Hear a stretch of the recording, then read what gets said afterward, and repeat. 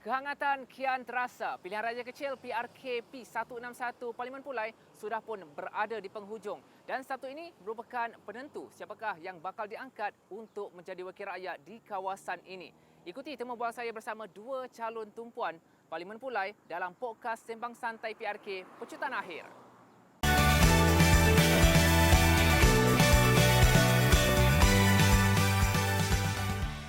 Parlimen Pulai mempunyai sebanyak 166,653 pemilih dengan 165,799 pengundi biasa. 927 terdiri daripada polis dan pasangan dan pengundi tidak hadir sebanyak 26 orang. Persoalannya, siapakah yang akan dipilih oleh mereka? Sama-sama kita nantikan keputusannya pada Sabtu ini. Dan kini saya bersama dengan dua calon tumpuan naib pengerusi Parti Amanah Johor, Suhaizan Kayat, dan juga Timbalan Ketua Bahagian Bersatu Pulai, Zulkifli Jaafar. Terima kasih kerana sudi bersama kami dalam podcast PRK pada kali ini. Baik, terlebih dahulu saya ingin memberi ruang kepada kedua-dua calon untuk memperkenalkan diri sebelum kita seteruskan dengan sesi soal jawab. Jadi saya mulakan dengan Tuan Suhaizan. Silakan Tuan untuk memperkenalkan diri, 1 minit diberikan. Suhaizan bin Kayat, setiausaha politik KPDN, masih lagi setiausaha politik. Pernah menjadi speaker Dewan Negeri Johor daripada tahun 2018 hingga 2022. Pengundi di Parlimen Pulai, telah berkeluarga dan pernah menjadi pensyarah di UTM tahun 2018 hingga 2021. Baik, terima kasih Tuan Suhaizan. Saya minta calon daripada Perikatan Nasional pula secara ringkas pengenalan sebelum kita teruskan kepada sesi soal jawab. Silakan 1 minit Tuan Zulkifli. Bismillahirrahmanirrahim. Assalamualaikum dan salam sejahtera. Nama saya Zulkifli bin Jaafar. Saya berumur 50 tahun dan menetap di Perumahan Mana Tampoi. Sebelum ini saya bergerak aktif dalam NGO dan saya adalah saya sebagai Timbalan Ketua Bahagian Bersatu Pulai. Begitu ringkas nampaknya. Okey, baik, tidak mengapa. Terima kasih kepada kedua-dua calon. Dan tanpa membuang masa, kita memasuki ke sesi 5 soalan yang mana setiap soalan akan diberikan 2 minit untuk dikupaskan. Baik, Tuan Suhaizan, Pakatan Harapan meletakkan calon yang dikatakan orang kepercayaan bagi penyandang iaitu Allahyarham Datuk Seri Salahuddin Ayub. Iaitu anda sendiri, Suhaizan Kayat, untuk mempertahankan kerusi Parlimen Pulai. Baik, adakah itu satu kelebihan ataupun tekanan selepas diberi amanah untuk mempertahankan kerusi Parlimen Pulai? 2 minit dari sekarang untuk dikupaskan. Silakan Tuan Suhaizan. Saya rasa satu kelebihan lah, kerana ini satu peluang di kawasan yang saya sendiri terlibat di dalamnya sejak 2008 di sini. Dan dalam itu kerana juga saya pernah menjadi setiausaha politik, dengan itu saya didedahkan dengan pentadbiran di Putrajaya. Dan juga saya juga didedahkan dengan pentadbiran di Kerajaan Negeri selama saya jadi speaker. Jadi ada hubung jalin yang baik di antara Kerajaan Negeri dan Kerajaan Persekutuan. Dan kebetulan pada waktu ini dua-dua adalah di bawah naungan Kerajaan Perpaduan. Saya rasa itu satu kelebihan lah kepada saya. Saya dapat diberi amanah ini di kawasan di mana saya telah lama beraktiviti di sini lah. Baik, itu jawapan daripada calon Pakatan Harapan. Bagaimana dengan calon Perikatan Nasional PN, calon lawan dikatakan orang kepercayaan penyandang. Jadi Tuan merasakan ia adalah satu cabaran besar ataupun ada pendapat daripada Tuan Zulkifli sendiri? Silakan 2 minit daripada sekarang untuk dikupaskan. Jika kita lihat kepada soalan tersebutlah kan, orang kepercayaan, saya rasa kalau sebut tentang orang percaya, maksudnya dia bergerak lama dengan Salahuddin Ayub, arwah ya. Jadi yang saya faham mungkin ayat tu diambil disebabkan dia sebagai setiausaha politik. Mungkin dia gunakan ayat itulah dan rasanya baru sebagai setiausaha politik Dan yang kita tahu sebenarnya Sultan Kayat dia bergerak sendiri sebagai timbalan speaker Adun Johor. Yang kami tahu sebenarnya apa yang saya dengar banyak rumor mengenai pencalonan tersebut kan. Salah satu nama yang saya dengar sepatutnya saya dengar macam itulah kan. Sepatutnya anak kepada arwah sepatutnya yang bertanding. Tapi setelah pengumuman nama kita tahulah kan Sultan Kayat akan bertanding untuk Parlimen Pulai. Tekanan pada saya rasa tak ada tekanan sebab saya sebelum ni bergerak aktif sebagai NGO di kawasan Parlimen Pulai dan saya bergerak sejak 2005 walaupun masa tu taklah seagresif manalah. Tapi bila berlakunya COVID-19 masa tu memang banyak orang susah. So saya bergerak aktif untuk bantu sekitar Parlimen Pulai. Dan sebab saya rasa tak ada tekanan sebab saya menetap di sini lama dan mengenali mereka kat sini lah. Lebih mengenali mereka lah. Saya duduk di dalam kawasan Dun Kempas yang berada di Parlimen Pulai. So kalau ditanya tentang tekanan tu saya rasa tak ada masalah bagi saya. Baik, terima kasih Tuan Zulkifli. Baik, kita memasuki ke soalan kedua. Saya menyentuh tentang gabungan Pakatan Harapan Barisan Nasional ataupun gabungan PHBN yang mana membentuk kerajaan perpaduan. Ada yang mengatakan kelebihan buat calon PH kerana pengaruh sudah pasti lebih luas dan juga pengundi semakin lebih ramai. Tetapi ada juga yang menyatakan sebaliknya kerana PH dikatakan masih dalam proses memujuk pengundi ataupun akar umbi Barisan Nasional BN yang dikatakan ramai menjadi pengundi atas pagar. Baik, pada pendapat Tuan Suhaizan sendiri bagaimana? 2 minit daripada sekarang untuk dikupaskan. Dia sebenarnya begini ya, PHBN tu satu faktor. Satu lagi adalah faktor legasi Allahyarham Datuk Seri Salahuddin. So dia ada dua tu ya. So dua-dua itu sebenarnya membantu untuk kemenangan kerajaan perpaduan di Parlimen Pulai ini ya. So yang PH tu dan BN ia bukan satu yang di atas kertas saja, tapi telah dibuktikan dengan aktiviti-aktiviti di mana pimpinan-pimpinan UMNO, MCA, MIC bergerak seiring membantu kemenangan ni. Yang PH tu memang tentulah kan, DAP-nya, yang PKR-nya semua bergerak seiring membantu kemenangan. So saya rasa itu kelebihan lah. Dan ditambah lagi dengan legasi Datuk Seri Salahuddin itu, so dia jadi dia menambah lagi kekuatan itu di kawasan inilah. Baik, terima kasih atas kupasan dan bagaimana pula dengan calon Perikatan Nasional PN. Gabungan PHBN atas kertas nampak ada kelebihan dan mungkin ada pendapat sendiri daripada Tuan Zulkifli. 2 minit untuk dikupaskan. Silakan. Pada saya gabungan ni kita ikut kiraan matematik kan. 1+1 2. So kita dapat jawapan yang besar kan. Tapi sebenarnya on field pergerakan di lapangan tak sama. Kan ini melibatkan perasaan orang tentang gabungan tersebut. Maksudnya kita kena faham keadaan situasi tu. Kita tak boleh buat atas kiraan sebab pada saya kiraan tu kalau kita nampak memang jelas kan. So tentu dia akan menang. Kan? Sebab gabungan dua parti ni akan menghasilkan jumlah undi yang hampir 90,000. Tak salah saya. Tapi pada saya, untuk lapangan, dia tidak akan berlaku. Seperti kita sedar, situasi perasaan marah, pengundi-pengundi BN, kenapa gabungan ni berlaku. Dan kita pun faham kan, BN tak bertanding maksudnya kan. Selain daripada kita sendiri, bila kita berjumpa dengan masyarakat, banyak benda yang diorang bercerita lah. Sebab bila dia kata bukan BN bertanding. Ini yang diorang beritahu lah kan. Pada saya satu kelebihan sebenarnya.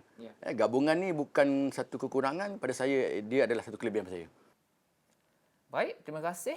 Menarik, satu kupasan yang jelas. Jadi kita berbalik kepada calon Pakatan Harapan PH untuk soalan yang ketiga. Bagi Parlimen Pulai, kumpulan pengundi terbesar adalah bagi kategori 21 hingga ke 29 tahun. Iaitu sebanyak 21.05% ataupun 35,074 pengundi. Jadi bagaimana Tuan Suhaizan sendiri menghadapi cabaran untuk menarik perhatian pengundi? Maafkan saya. Jadi bagaimana Tuan Suhaizan sendiri menghadapi cabaran untuk menarik perhatian ataupun menarik undi daripada pengundi muda ini? 2 minit untuk dikupaskan. Silakan Tuan. Pertamanya kita sebenarnya dah bergerak di pusat IMAT ni sejak 2018. Dengan itu memang sudah ada engagement kita dengan aktiviti anak muda yang ada di sekitar ini. Kemudian bila masa kempen ni kita banyak juga melaksanakan program-program dan kita masukkan aktiviti itu di dalam media. So kita bergerak dengan anak muda ni melalui media. Maksudnya instrumen media ni, media sosial. So dengan itu kita dapat banyak lebih interaksi dengan mereka lah. Dan yang terakhir ni kita ada beberapa program-program yang bersama dengan anak muda lah. Macam malam tadi kita ada program dengan anak muda di Kempas. Ya. Dan sebelum tu ada beberapa lagi aktiviti bersama mereka di Padang Futsal dan sebagainya. So ini saya kira satu ruang kepada saya untuk lebih mendekati mereka itu dan meyakinkan mereka itu dalam waktu kempen dan sebelum kempen lagi sudah wujud hubungan itulah. Baik, terima kasih Tuan Suhaizan. Satu jawapan yang agak padat bagi saya. Dan Tuan Zul, bagaimana dengan anda pula? Jadi mungkin ada cara ataupun ada strategi. Jadi apa cara Tuan sendiri untuk menarik pengundi muda di Parlimen Pulai? Silakan. 2 minit dari sekarang untuk dikupaskan. Pada saya, sebenarnya pergaulan itu sangat penting untuk budak-budak muda ni. Bagi saya sendiri, bila saya bergerak di NGO, banyak benda yang saya buat. Bukan berkaitan tentang bantuan masa COVID.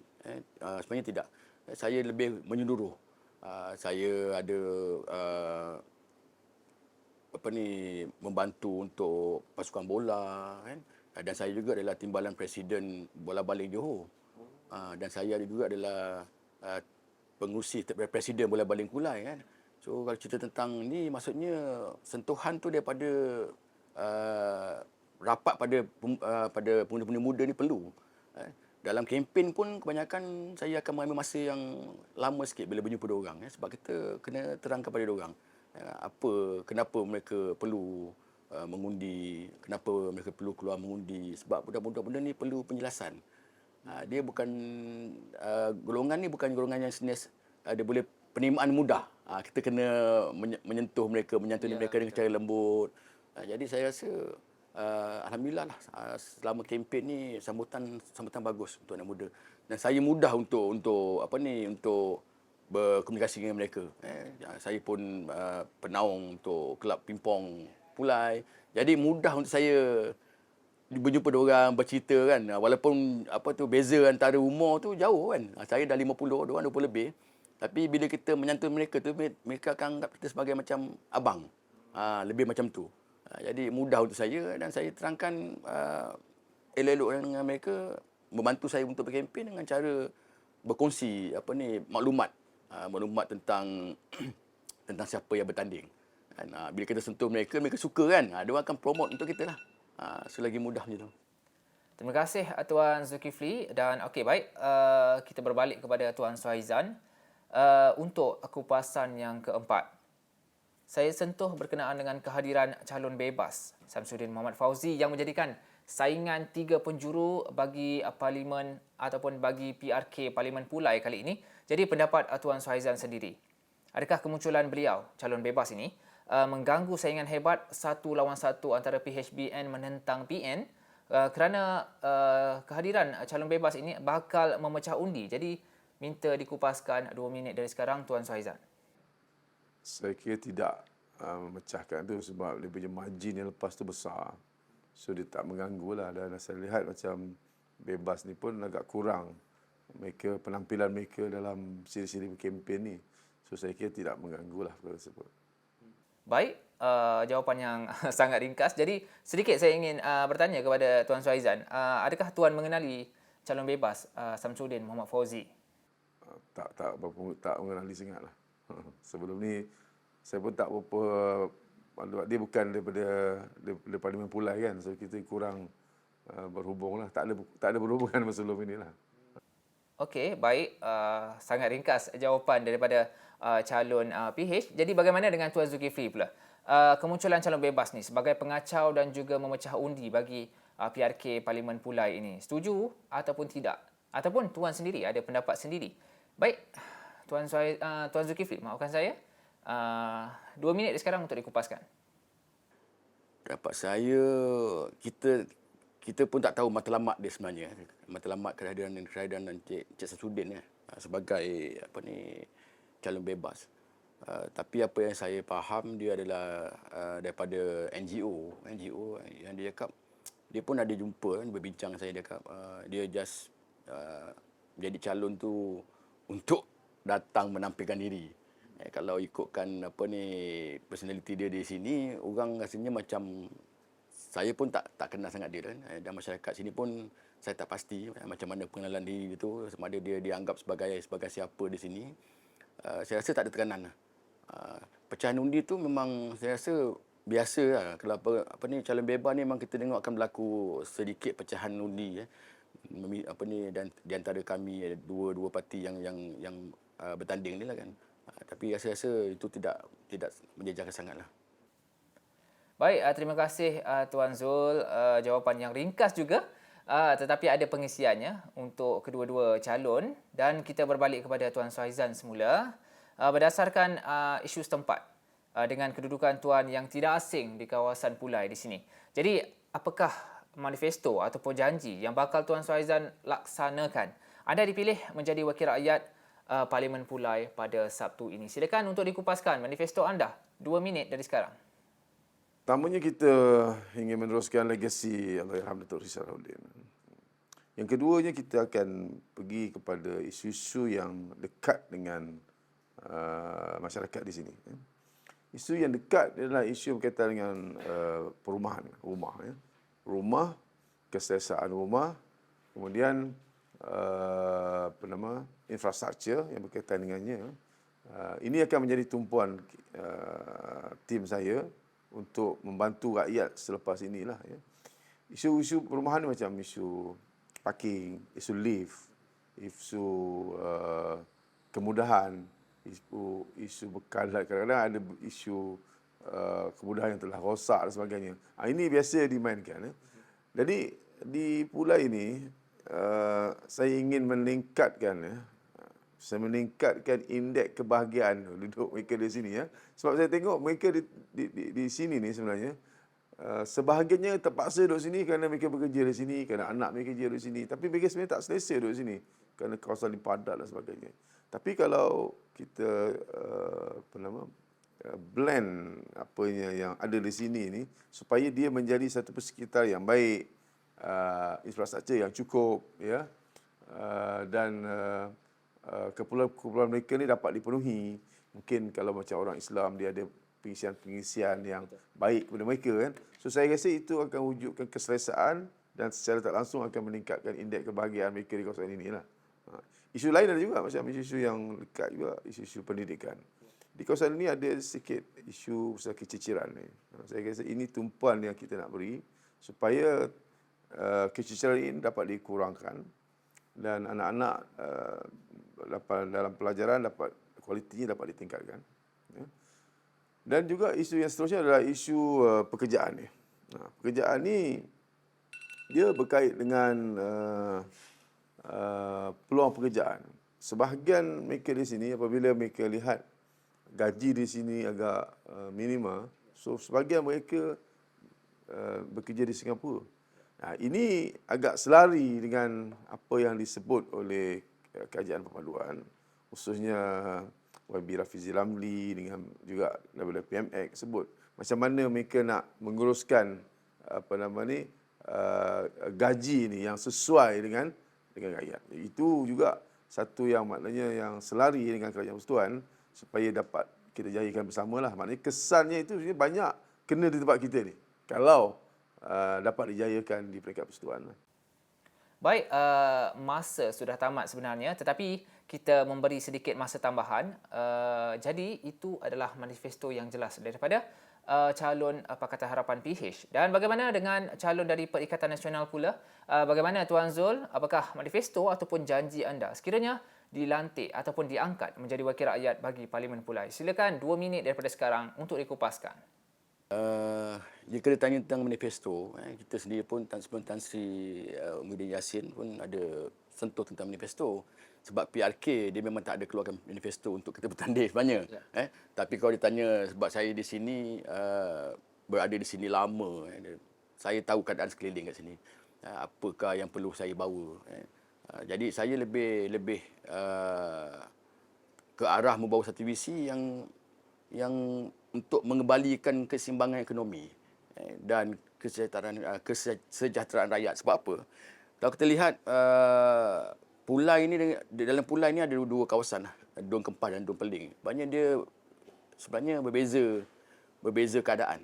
Kalau Peling tu daripada macam urban area kan, dia ada bandar, tapi ada sedikit juga rumah setinggan. Bukan tak ada. Tapi di Kempas ni dia lebih pada kawasan yang lebih kekampungan kan. Dia lebih banyak setinggan, kita ada flat, mungkin PPR kan.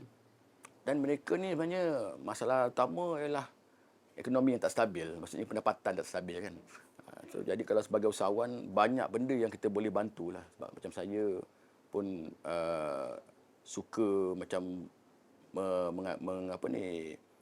menghasilkan usahawan yang nak berniaga kan. Kalau jika dilihat di sebelah Kempas ni, banyak ke arah keadaan tu. Macam mana mungkin kita boleh buat satu frozen hub untuk ibu-ibu tunggal atau peniaga-peniaga kecil untuk kita buat frozen hub yang senang. Maksudnya kita pasarkan dengan satu brand.